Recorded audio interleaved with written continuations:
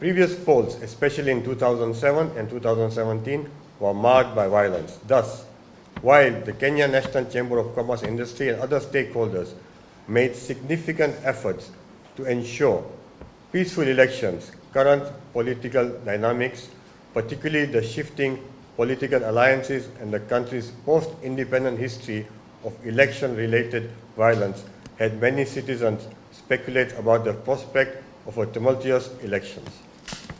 The competitiveness of the elections and uncertainty over the outcome distinguishes Kenya from many of its neighbors, as elections in Kenya remain a period of high tension, unfortunately.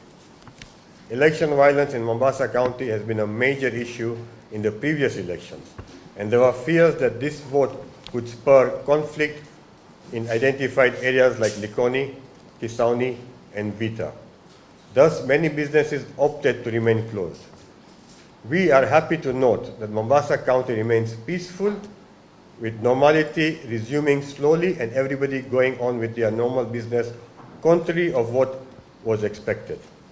The National Security Advisory Committee, which comprises of top security and government officials, and also assured the country of adequate security as they go about their activities.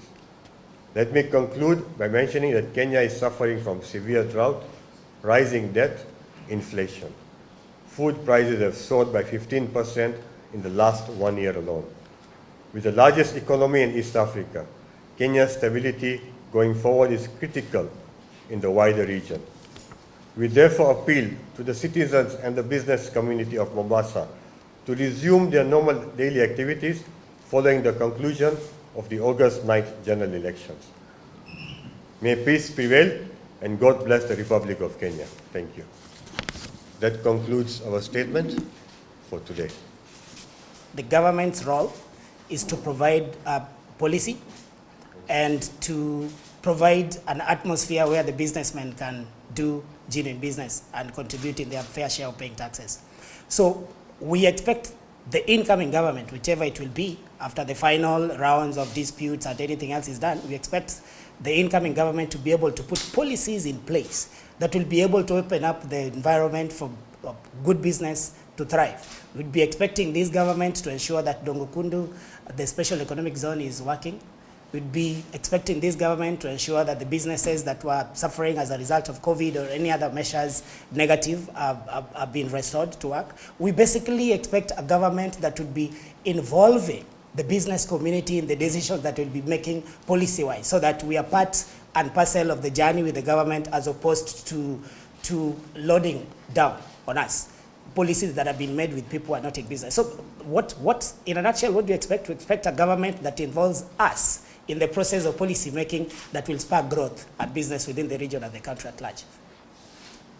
Tax has been a major issue, and I think this has been spoken across a lot of platforms.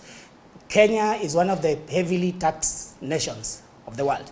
We expect this government to reward the people that voted for it by reducing the cost of living, implementing tax regimes that are affordable to the people that do it, and also in general by being able to support the businesses, because currently the business environment has been hard, occasioned by several factors: the Ukraine-Russian war, the COVID that we're just coming out of it, the elections came in. So there have been a lot of factors that have been coming one after the other for almost the last 2 years that have made the business environment very, very difficult.